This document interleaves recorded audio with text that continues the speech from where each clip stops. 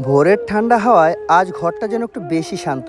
বাইরে কুয়াশা, ঘরের ভেতরে অরিনা রদ্রিকা আরাম করে ঘুমোচ্ছে।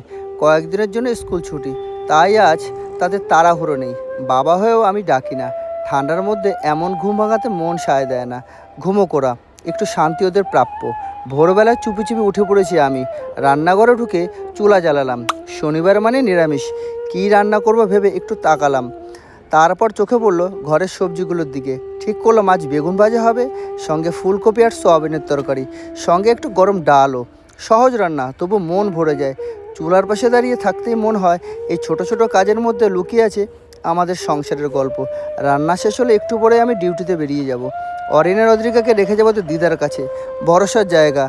যাওয়ার আগে একবার ঘুমন্ত মুখগুলোর দিকে তাকাই।